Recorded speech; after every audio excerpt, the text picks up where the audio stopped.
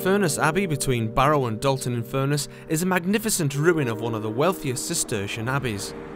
Founded in 1127 by Stephen, Count of Blois, it was built entirely out of local sandstone and passed in 1147 to the Cistercians, who gradually enlarged and rebuilt the original ornate church.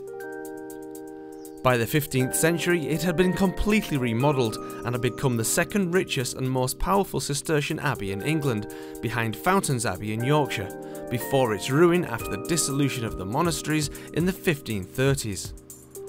With the aid of an audio tour, you can walk around the many buildings which made up the abbey, and the visitor centre next door houses an extensive exhibition about its history. I'm Jackie Baxter and I'm here at Abbey Mill Coffee Shop at Furness Abbey. We do breakfast, lunch and afternoon tea, and we use local produce. This site is absolutely beautiful and the views from Furness Abbey are absolutely stunning. The interior of the coffee shop is as old as the Abbey. We open 7 days a week, 10 AM for breakfast, through lunchtime, and then for afternoon tea we close at 5 PM. The garden area is important to us. People like to sit outside. It's beautiful surroundings, beautiful views. It's a nice little sun trap, and people like to just sit here all day and enjoy the food and the drink. Set in 14 acres of private woodland and gardens, the nearby Abbey House Hotel was designed and built in 1914 by Sir Edwin Lutyens. Many dignitaries have stayed there, including King George V and the Queen Mother, whilst visiting for the launching of ships in Barrow. The hotel has 61 bedrooms, ranging from our standard rooms up to our gorgeous Princess Suite, which is the main honeymoon suite. We have got 4 brand new rooms over in the lodge, which have just recently been done up, I think about April time. So they are absolutely stunning rooms to be staying in. When you go into our bar, you can get a lovely selection from our bar snack menu, which is quite varied, or you can eat from the a la carte restaurant. The restaurant is basically open to guests in-house and people that would like to just walk in from the streets. Well, recently we were voted the best wedding venue in Cumbria, so it's exceptional that we won that. We're very, very proud of ourselves for winning this award. People here can get married within the building itself, so they don't have to get married at the registry office or even a church. They can incorporate the whole day here. And as you can see, we have got beautiful grounds to get all their pictures and everything like that done.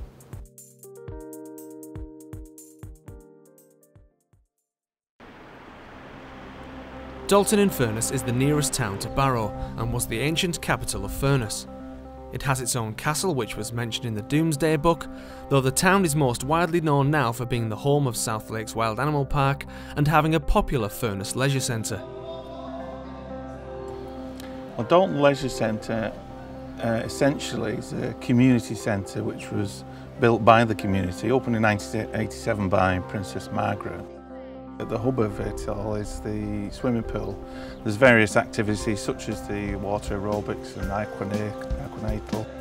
It's a warm water 20-metre pool and it's very suitable for older people and the youngsters as well as that, we've got the 3 squash courts, 2 glass back, 1 enclosed.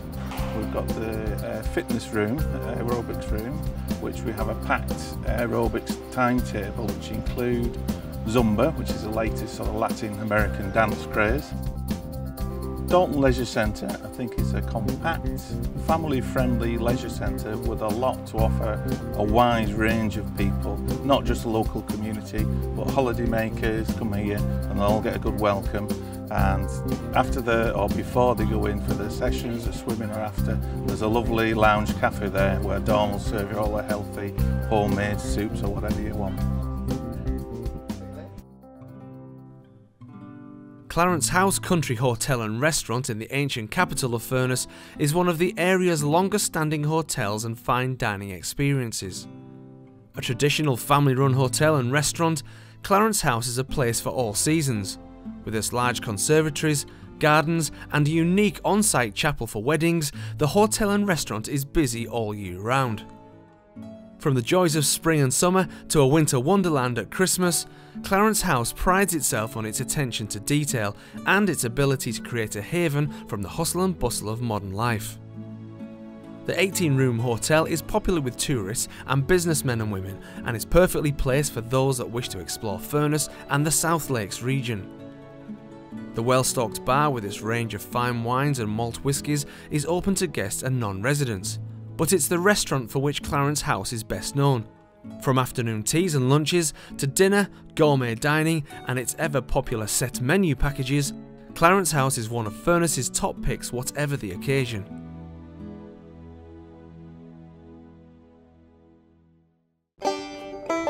Heading from Dalton towards Broughton-in-Furness is Low Hall Farm, a caravan site and Victorian farmhouse bed and breakfast accommodation.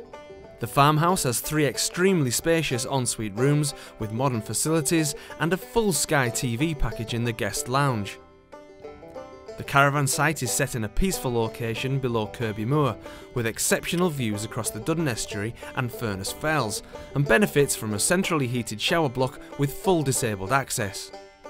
Low Hall Farm is a perfect location for those looking for a peaceful getaway in this overlooked corner of the South Lakes. We're stood quite high up at our main office at Cumbria, looking onto the beautiful national park, which we're very proud to be part of for well over a century now. What we try to do is understand, when people come to our showroom, if they're looking at, say, a kitchen worktop, what sort of markings and colours they want to see. And we try to select from the quarry to meet with that as best as we possibly can. And this is where the knowledge and experience of our quarrymen and our production people help us to know where to select that rock. We don't blast in the quarry, we tease the stone away from the face of the quarry to ensure that as little of it is damaged as possible, and we try to maximise the usage of that rock. There's probably hundreds of years of work gone into creating what you see here. We've got some good lads that have been doing it a long time. Some of them it's been passed down through generations, you know, and it's been passed on the skills. We're very proud of our traditions, and having local people who have a passion about the stone, where it comes from, how it's processed, we think is pretty important to how Burlington goes about its business. Most of the stone's been there for somewhere between 350 and 450 million years, and we feel we have a responsibility to ensure that when it comes out of the ground, it's got a beautiful quality that's going to last for a long time. So wherever it goes, it's got to be right. We're at the High Cross Inn, Broughton-in-Furness. We're on the top of a hill overlooking the Duddon Valley and the estuary. All of our bedrooms have similar views to the dining room, which is panoramic, and on a summer's day you really can't beat sitting outside on the patio. The dining room seats 70 people. We have a very wide variety of food. One of our signature dishes is the Cumbrian chicken, which we sell masses of. We have giraffes, which are great for social drinking, where you get a big tube of beer, which has 8 pints in it in the middle of your table, which is lovely if you're on a night out. But because we have live music and lots of other things going on, we get a lot of people coming in for the real ales, for the food. And for things like the Broughton Beer and Bangers Festival, there's 7 pubs and you've got over 100 beers, you know, to come and sample over 3 days, which is quite a good pastime.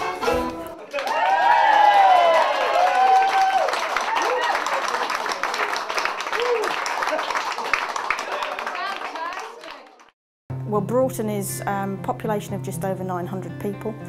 We've got 4 pubs directly in Broughton. So it's a great atmosphere. The locals are lovely. They were a fantastic help with me when I came in here because there was so much work to do on the place. And a lot of our visitors say how lovely the local people are and what a friendly atmosphere it is. Right on the square is the aptly named Square Cafe. Serving tea, coffee and hearty breakfasts, it's a place where locals like to pop in for a chat and sample one of their many special soups or relax outside in the sun.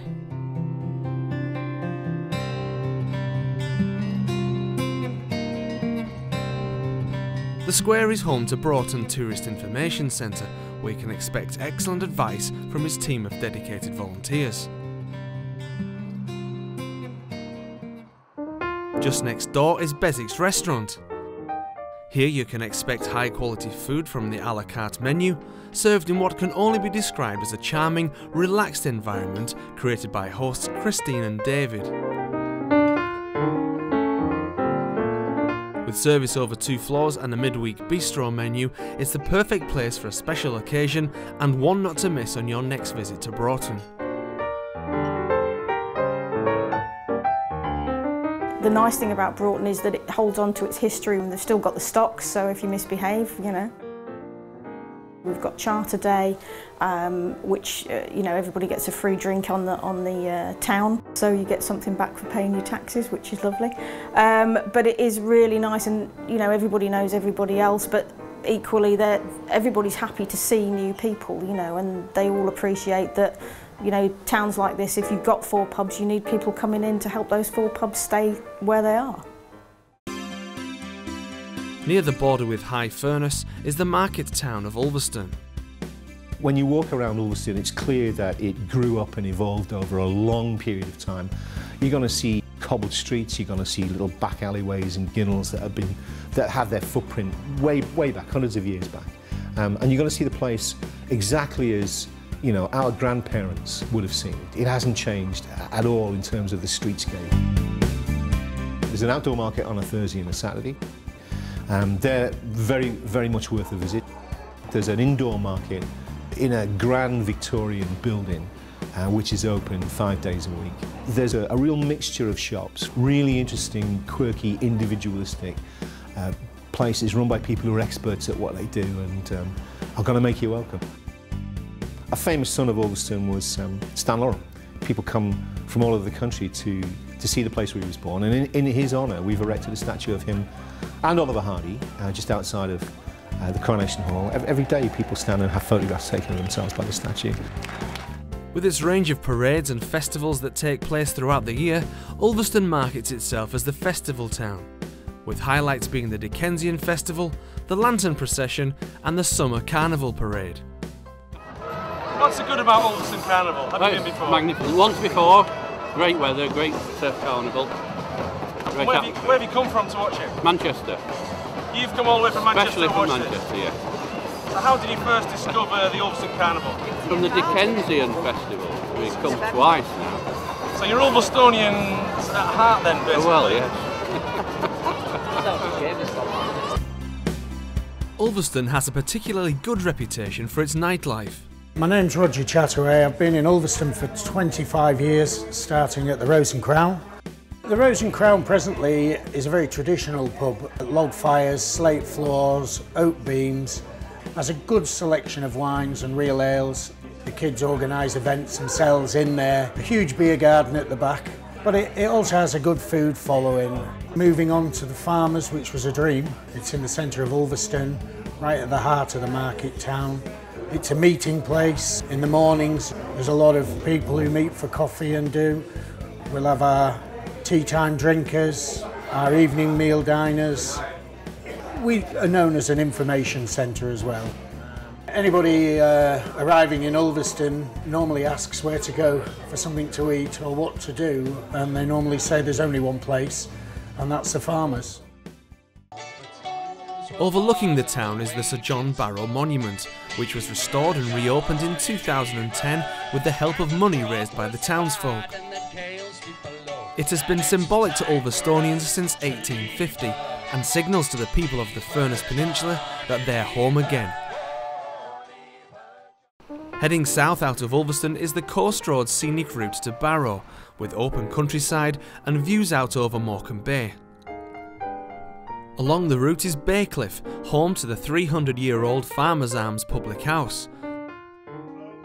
Here you'll find open fires, hand-drawn ales, and hearty food in a friendly atmosphere where the locals will welcome you to their regular quiz nights. What was surprising to me, and I guess most people who don't know the area well, was the kind of strength of the cultural environment here. Whether it's street festivals, town festivals, there's the International Music Festival in Ulverston, you've got the Coronation Hall, you've got the Forum in Barrow, there's many kind of small theatres and art displays and festivals the whole way across Cumbria. It's fantastic. I guess what we as a company have to offer people who want to come and work in the area is we have the opportunity and the challenge of working on one of the most complex engineering projects in the world at the moment, combined with all that goes on with the Lake District and the surrounding areas in terms of the culture, the food, the walking, the outdoor pursuits, all of that's there. So the work-life balance is just fantastic, and certainly that's what's appealed to me coming in.